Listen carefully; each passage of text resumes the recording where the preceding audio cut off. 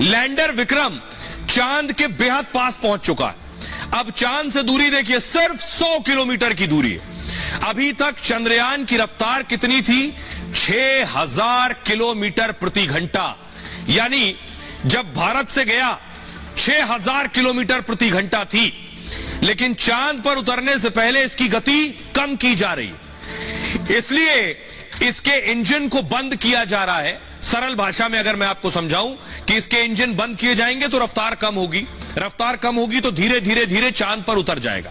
चंद्रयान जब चांद से सिर्फ 30 किलोमीटर दूर होगा तो इसकी रफ्तार 10 किलोमीटर प्रति घंटा होगी। 6000 किलोमीटर से 10 किलोमीटर प्रति घंटा करनी, अब समझिए सबसे बड़ी चुनौती है ये रफ्तार कम करना। धीरे धीरे गति कम करके ये चांद पर उतरेगा। 23 अगस्त को चंद्रयान 3 की सॉफ्ट लैंडिंग होगी इस चांद पर। शाम 5:47 पर लैंडिंग होगी। हिंदुस्तान के लिए यह 5:47 का वक्त बहुत अहम होगा। पूरा देश नजरें और निगाहें लगाए होगा 5:47 पर 23 अगस्त को। अब जरा सुनिए, और उससे पहले मैं आपको दिखाऊं कि आखिर ये जिस जगह पर उतरने वाला है वो जगह की तस्वीर आपने शायद नहीं देखी होगी। मैं आपको जगह भी दिखाने जा रहा हूं। ये आप देख रहे हैं, ये चांद की सतह है। एक वैज्ञानिक ने तस्वीर साझा की है, फुल स्क्रीन लीजिए जरा। चांद की ये वो सतह है जहां पर लोकेट किया गया है कि यहीं पर चंद्रयान 3 उतारा जाए, क्योंकि अगर सतह समतल होगी तो आसानी से उतर पाएगा जहां गड्ढे ना हो। और इसलिए बताया जा रहा है, चांद की एक्सक्लूसिव तस्वीर आप देख रहे हैं, चांद की ये वो जगह है जहां चंद्रयान 3 उतरने वाला है। अब सवाल यह है कि उतरना चुनौती क्यों है? क्यों इतनी घबराहट भी है, खुशी भी है, लेकिन टेंशन भी है। और खास तौर पे सोचिए वैज्ञानिकों के लिए जिन्होंने बड़ी मेहनत से इसे तैयार किया। अब मैं आपको बता रहा हूं कि चुनौती क्या है। चांद की शक्ल आप देख रहे हैं, काले रंग का, क्योंकि ये चांद का दक्षिणी हिस्सा है। दक्षिणी ध्रुव का जो काला ही रहता है, सूरज की रोशनी पहुंचती नहीं। और इस पे गड्ढे देख रहे हैं, बहुत गड्ढे हैं। चांद के दक्षिणी ध्रुव पर इस जगह पर आज तक कोई गया ही नहीं, किसी ने देखा ही नहीं कैसी दिखती है ये वहां जाकर। धरती से देखने पर चंद्रमा का आपको सिर्फ एक हिस्सा दिखाई देता है। चंद्रमा का जो हिस्सा आप देख पाते हैं उसे कहते हैं नियर साइट। नियर साइट जो दिख रहा है, जो हिस्सा धरती से नजर नहीं आता उसे कहते हैं फार साइट। आज तक चांद पर सैटेलाइट सिर्फ नियर साइट पर लैंड हुआ है। जो दिखाई देता है आपको चांद का हिस्सा, वहीं तक सैटेलाइट गया है। जो हिस्सा नहीं दिखता है, यहां तक आज तक कोई सैटेलाइट नहीं गया, क्योंकि डार्क साइड पर संपर्क टूटने का डर होता है। चंद्रमा के डार्क साइड को ही दक्षिणी ध्रुव कहते हैं। इस पे कोई नहीं गया, इस पे भारत जाने वाला है। चांद का वातावरण पृथ्वी की तरह नहीं है। पृथ्वी पे क्या है कि वायुमंडल है, एटमॉस्फेयर है, गैसें हैं, गुरुत्वाकर्षण है। पृथ्वी पर ऊंचाई से जब पैराशूट आता है तो एक फ्लो में आता है, धीरे धीरे धीरे आएगा, क्योंकि पृथ्वी पर हवा भी है और गुरुत्वाकर्षण भी है। लेकिन चांद पर हवा नहीं है। अब हवा नहीं है तो क्या होगा?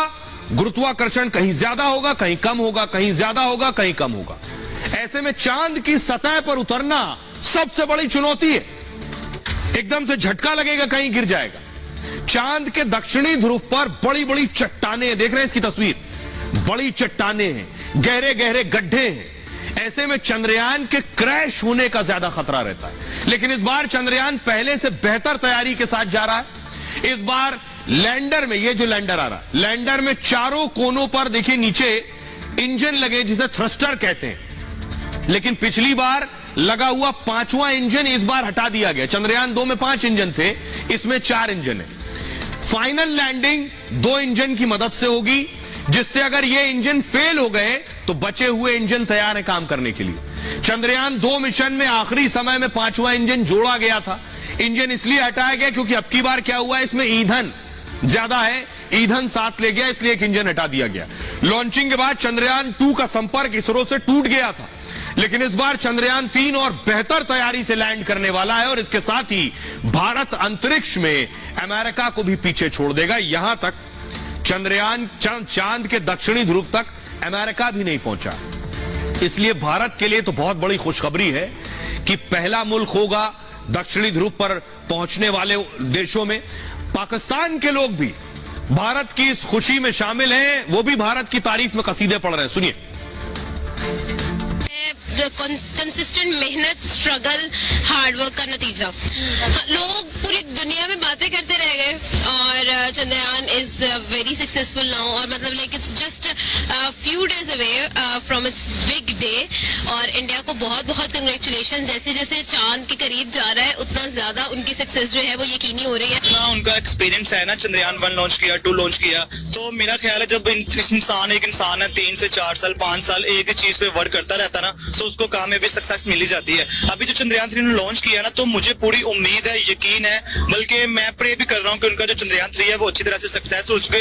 उनका पहला फ्लॉप गया है, दूसरा फ्लॉप गया है, वो रुके नहीं है। वो फ्लॉप भी हमें लगा फ्लॉप गया, हालांकि उन्होंने अपने तौर पे काफी कामयाबी लेकिन वो हासिल उनको की। उनके सिग्नल नहीं मिल रहे थे ना, यही बेसिक वजह से। लेकिन उन्होंने फंड किया, उसके ऊपर वो उन्होंने काम किया, उसको उन्होंने हिम्मत नहीं आ रही। पाकिस्तान इंडिया से बहुत पीछे है, मैं समझता हूँ 20 साल पीछे तक। ये कहने में कोई बात नहीं होगी कि हम इंडिया से तकरीबन हम अब 50 से 60 साल पीछे हो गए। अच्छी बात है, अगर हम नहीं जा सकते